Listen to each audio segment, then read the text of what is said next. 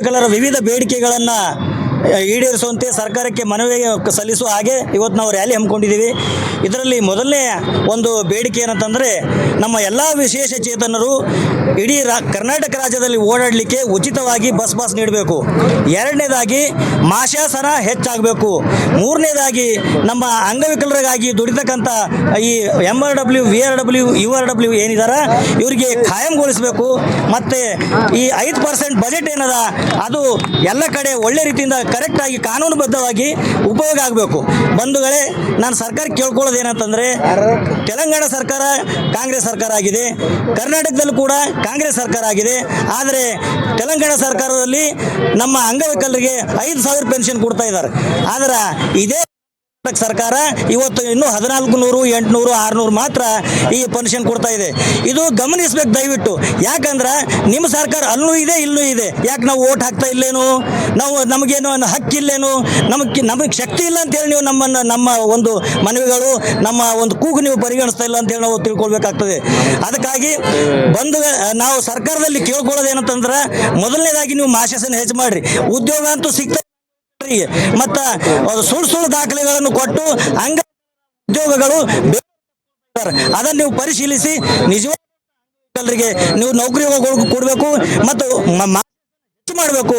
ಮತ್ತು ಈ ಪುನರ್ವಸತಿ ಏನಿದಾರ ಬಳಸಬೇಕು. ಮತ್ತು ಈ ಬಸ್ ಯಾಕಂತಂದ್ರೆ ನೀವು ಸರ್ಕಾರ 1 ಲಕ್ಷ ಅವ್ರಿಗೆ ನೀವು ಫ್ರೀ ಓಡಾಡ್ಲಕ್ಕೆ ಆಧಾರ್ ಕೊಟ್ಟು ಓಡಾಡ್ರ ಮಾಡ್ತೀರಿ. ಆದ್ರೆ ಈ ವರ್ಷಿಗೆ 5,000 ರೂಪಾಯಿ, ತಿಂಗಳಿಗೆ 5,000 ರೂಪಾಯಿ ಸಿಗಲ್ಲ, 2,000 ರೂಪಾಯಿ ಸಿಗಲ್ಲ, 1,000 ರೂಪಾಯಿ ಸಿಗಲ್ಲ. ಆದ್ರೆ ನೀವು ರೊಕ್ಕ ಕೊಡ್ತೀರಿ. ಇದು ಎಂತ ನಾಚಿಕೆಗೇಡಿ ಸಂಗತಿ ಇರಬೇಕು. ನೀವೇ ಯೋಚನೆ ಮಾಡಬೇಕು. ಶಾಸಕರು ಇದ್ರ ಬಗ್ಗೆ ಸದನದ ಬರೀ ಆಡಿ ನೀವು ಸರ್ಕಾರದ ಮತ್ತು ನಮ್ಮ ಜನಸಾಮಾನ್ಯರ ದುಡ್ಡುಗಳನ್ನು ನೀವು ವ್ಯಯ ಮಾಡ್ತಿದ್ದೀರಲ್ಲ, ನಿಮಗೆ ಏನಂತ ಹೇಳಬೇಕು, ನಿಮಗೆ ಹ್ಯಾಂಗೆ ಹೇಳಬೇಕು ನಮಗೆ ಅರ್ಥ ಆಗ್ತಾ ಇಲ್ಲ. ನಿಮಗೆ ಮತ್ತೂ ಚುನಾವಣೆಗೆ ಸೀಮಿತ ಮಾಡಬೇಕು. ನಮಗೆ ಚುನಾವಣೆಗೆ ಸೀಮಿತ ಮಾಡಬೇಡ್ರಿ. ಯಾಕಂದ್ರೆ ಬಹಳಷ್ಟು ರಾಜಕಾರಣಿಗಳು ಏನು ತಿಳ್ಕೊಂಡ್ರ, ಇವ್ರು ಅಂಗವಿಕಲರ, ಇವ್ರಿಗೆ ನಮ್ಮ ಕಾರ್ಯಕರ್ತರು ಇದು ನಮಗೆ ಯಾವುದಕ್ಕೆ ಬೇಕೋ ಅದಕ್ಕೆ ಓಟ್ ಒತ್ತಿಸ್ಕೋತಾರ ಅಂತ ಹೇಳಿ ತಿಳ್ಕೊಳ್ಬೇಡ್ರಿ. ಮುಂದೆ ನಾನು ಅಂಗವಿಕಲರಲ್ಲೂ ಕೂಡ ಮನವಿ ಮಾಡ್ಕೊಳ್ತಾ ಇದ್ದೀನಿ. ಒಂದು ವೇಳೆ ಈ 2 ವರ್ಷದ ಪೀರಿಯಡ್ದಲ್ಲಿ ನಮ್ಮ ಮನವಿ ಏನಾದರೂ ಪರಿಗಣನೆಗೆ ತಗೊಳ್ಳಿಲ್ಲ ಅಂತಂದ್ರೆ, ಯಾರು ಈ ಸರ್ಕಾರಕ್ಕೆ ಈ ಆಡಳಿತ ಏನು ನಡೆಸ್ತಾ ಇದ್ದಾರ ಅವ್ರಿಗೆ ನೀವು ಯಾರು ಓಟ್ ಹಾಕ್ಬೇಡ್ರಿ. ಯಾವುದೇ ಕಾರಣಕ್ಕೂ ಓಟ್ ಹಾಕ್ಬೇಡ್ರಿ. ಯಾವ ನೀವು ಒಳಗಾಗಬೇಡ್ರಿ. ಅಭಿಮಾನ ನಿಮ್ಮಲ್ಲಿ ಇರಲಿ. ನಮ್ಮ ಬೇಡಿಕೆ ಎಲ್ಲಿವರೆಗೂ ಈಡೋದಿಲ್ವೋ ಅಲ್ಲಿವರೆಗೆ ಇದಕ್ಕೆ ತಾವು ಯಾರು ಓಟ್ ಹಾಕ್ಬಾರ್ದು ಅಂತ ನಿಮ್ಮಲ್ಲಿ ಕೇಳ್ಕೊಳ್ತಾ ಇದ್ದೀನಿ. ಮತ್ತು ಚುನಾವಣೆಗೆ ನೀವು ಬಹಿಷ್ಕಾರ, ಯಾಕಂತಂದ್ರೆ ಅಲ್ಲಿವರೆಗೆ ನಮ್ಮ ಬೇಡಿಕೆಗಳು ಈಡೋರೋದಿಲ್ಲ ಅಂತ ನಾನು ಅಂಗವಿಕಲರು ಕೇಳ್ಕೊಳ್ತಾ ಇದ್ದೀನಿ. ಜೊತೆಗೆ ನಮ್ಮ ಕರ್ನಾಟಕದ ಎಲ್ಲ ಕೇಳ್ಕೊಳ್ತಾ ಇದ್ದೀನಿ ಮತ್ತು ವಿರೋಧ ಪಕ್ಷದ ನಾಯಕರಲ್ಲಿ ಕೇಳ್ಕೊಳ್ತಾ ಇದ್ದೀನಿ. ನಮ್ಮ ಬಗ್ಗೆ ನೀವು ಸದನದಲ್ಲಿ ದಯವಿಟ್ಟು ಧ್ವನಿ ಎತ್ತಿರಿ. ನಮ್ಮ ಬೇಡಿಕೆಗಳ ಬಗ್ಗೆ ನೀವು ಸರ್ಕಾರಕ್ಕೆ ಗಮನ ಸೆಳೆರಿ ಅಂತ ನಿಮ್ಮಲ್ಲಿ ಕಳಕಳಿಯಿಂದ ಕೇಳ್ಕೊಳ್ತಾ ನನ್ನ ಮಾತುಗಳನ್ನು ಮುಗಿಸ್ತೇನೆ. ಎಲ್ರಿಗೂ ನಮಸ್ಕಾರ. ಮಹಿಳೆಯರು ಉಚಿತವಾಗಿ ಹೋಗ್ತಾರೆ, ಆದರೆ ವಿಕಲಚೇತನರು ಡಿ ಕಟ್ಟಿ ನಾವು ಹೋಗ್ಬೇಕಾಗ್ತದೆ. ಇದು ಯಾವ ಅನ್ಯಾಯ ಸರ್ಕಾರದಲ್ಲಿ? ಇಷ್ಟು ಅನ್ಯಾಯ ಮಾಡ್ತಾರೆ ನಮ್ಮ ವಿಕಲಚೇತನ ಸರ್ಕಾರ. ಹಾಗಾಗಿ ನಮಗೆ ಅದು ಅಷ್ಟೇ 100 ಕಿಲೋಮೀಟರ್ ಅಷ್ಟೇ ಅಲ್ಲ, ಇಡೀ ರಾಜ್ಯದಂತ ಉಚಿತ ಬಸ್ ಪಾಸ್ ಫ್ರೀ ಮಾಡಬೇಕು. ಆಗರ್ಷ ತಾವು ಮಾಡಿಲ್ಲ ಅಂದರೆ ಇಡೀ ರಾಜ್ಯದಂತ ನಾವು ಹೋರಾಟ ಮಾಡಬೇಕಾಗ್ತದೆ ಅಂತ ಹೇಳಿ ಈ ಸರ್ಕಾರ ಹೆಚ್ಚು ಕೊಡ್ತಾನೆ. ಬೀದರ್ ಜಿಲ್ಲಾ ಅಂಗವಿಕಲರ ಹಿತರಕ್ಷಣಾ ಸಮಿತಿಯ ಜಿಲ್ಲಾಧ್ಯಕ್ಷರು ಇಂದು ಕರ್ನಾಟಕ ರಾಜ್ಯ ಗ್ರಾಮೀಣ ಪುನರ್ವಸತಿ ಕಾರ್ಯಕರ್ತರ ವಿವಿಧ ಬೇಡಿಕೆ ಈಡೇರಿಕೆಗಾಗಿ ಇಂದು ರ್ಯಾಲಿಯ ಮುಖಾಂತರ ಮಾನ್ಯ ಮುಖ್ಯಮಂತ್ರಿಯವರಿಗೆ ಮನವಿ ಪತ್ರವನ್ನು ಸಲ್ಲಿಸುತ್ತಿದ್ದಾರೆ. ಈ ರ್ಯಾಲಿ ಬೀದರ್ ಜಿಲ್ಲಾ ಅಂಗವಿಕಲ ಹಿತರಕ್ಷಣಾ ಸಮಿತಿ ವತಿಯಿಂದ ಬೆಂಬಲ ಸೂಚಿಸಿ ಈ ರ್ಯಾಲಿ ಮಾನ್ಯ ಮುಖ್ಯಮಂತ್ರಿಯವರಿಗೆ ಮನವಿ ಮಾಡಿಕೊಳ್ಳುತ್ತೇವೆ.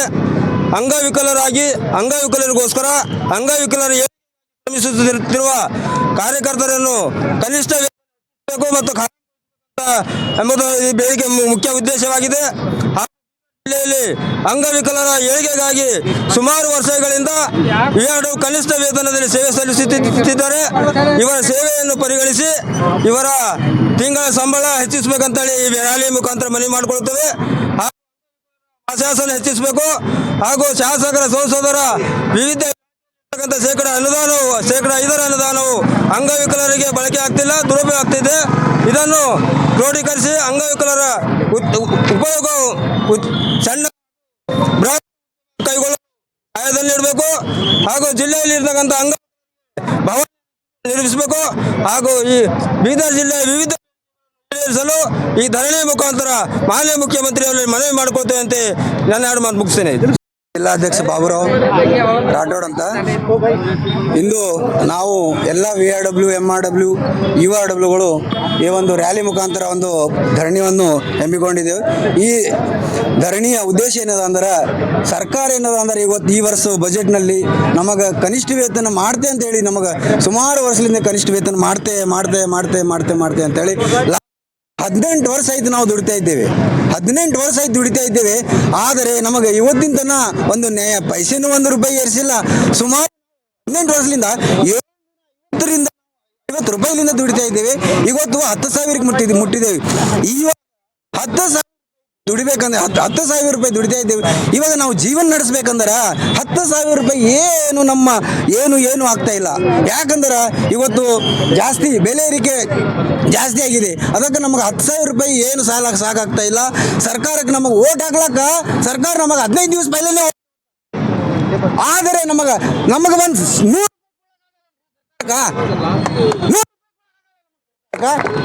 ಕೊಡ್ಬೇಕು ನಮಗೆ ಸರ್ಕಾರ.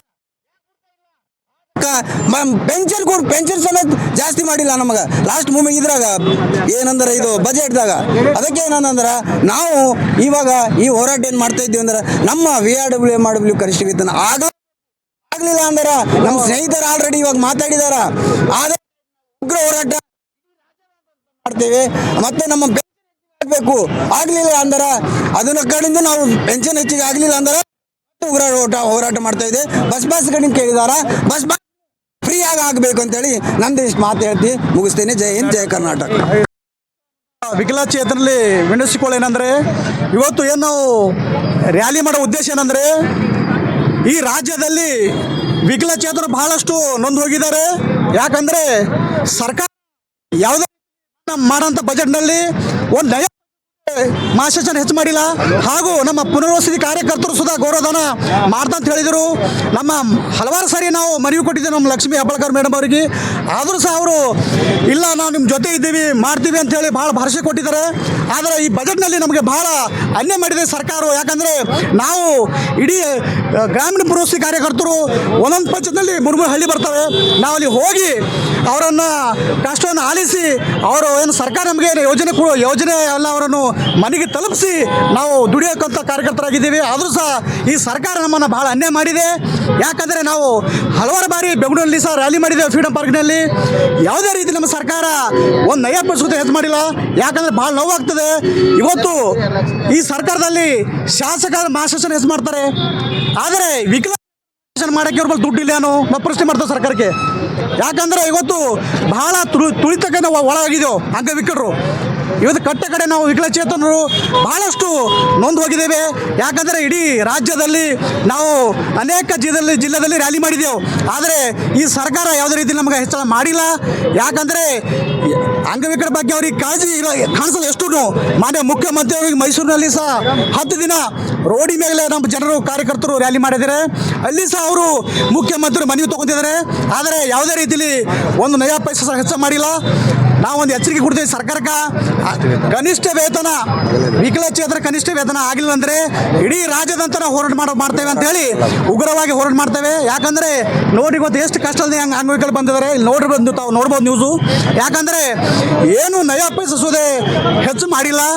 ಮಾಶಾಸನ ಸುದೆ ಏನು ಹಳ್ಳಿ ಇರುವಂಥ ಜನ ಅವ್ರಿಗೆ ಬರುವಂಥ 400 1,400 ರೂಪಾಯಿ ಅಮೌಂಟ್ ಬರ್ತಾವ. ಅವರಿಗೆ ಈ ಕಾಲಘಟ್ಟದಲ್ಲಿ ಅದು ಏನೂ ಆಗೋಲ್ಲ, ಭಾಳ ಕಷ್ಟ ಅದ. ಹಾಗಾಗಿ ನಮ್ಮ ವಿಕಲಚೇತನ ಯಾವುದೇ ಸರ್ಕಾರ ಅನ್ಯಾಯ ಇನ್ನು ಮುಂದೆ ಮಾಡಬಾರ್ದು. ಯಾಕಂದರೆ ನೀವು CM ಇದ್ರಿ, ನೀವು ಮನಸ್ಸು ಮಾಡಿದ್ರೆ ಆರ್ಥಿಕ ಇಲಾಖೆ ನೀವು ಲೆಟರ್ ಕೊಟ್ಟು ಆಗಿದ್ದಾಗ ಮಾಡ್ಬೋದು. ಅಷ್ಟು ನಿಮ್ಮಲ್ಲಿ ಹಕ್ಕಿದೆ. ಓಟ್ ಹಾಕ್ಲಕ್ಕೆ ನಾವು ಇಡೀ ನಾವು ಎಲೆಕ್ಷನ್ ಬಂದಾಗ 2 ತಿಂಗಳ ಪೈಲೆ ಎಲೆಕ್ಷನ್ ಬಂದಾಗ ವಿಕಲಚೇತನರು ಎಲ್ಲಿದ್ದಾರೆ ಅವ್ರ ಮನೆಗೆ ಹೋಗಿ ಓಟ್ ಹಾಕ್ಸ್ಕೊತ್ರಿ. ಅನೇಕ ಕೆಲಸ ಕಾರ್ಯಗಳಿಗೆ ವಿಕಲಚೇತನ ಕರಿತೀರಿ. ಆದರೆ ಬಜೆಟ್ನಲ್ಲಿ ಸುದ್ದಿ ಕೊಡ್ತೀರಿ. ಅದಕ್ಕಾಗಿ ನಮಗೆ ಬಹಳ ಅನ್ಯಾಯ ಆಗಿದೆ ಈ ಸಲ. ಅದ ಕಡೆದು ಈ ಒಂದು ರ್ಯಾಲಿ ಉದ್ದೇಶ ಅದೇ, ನಮ್ಮ ಜನರಿಗೆ ಮಾಶಾಸನ ಹೆಚ್ಚಾಗಬೇಕು ಮತ್ತು ಪುನರ್ವಸತಿ ಕಾರ್ಯಕರ್ತರು ಕಾಯಂ ಆಗಲೇಬೇಕು, ಕನಿಷ್ಠ ವೇತನ ಆಗಲೇಬೇಕಂತೇಳಿ ಈ ಮಾಧ್ಯಮ ಮುಖಾಂತರ ಕೇಳ್ಕೊಳ್ತಾರೆ.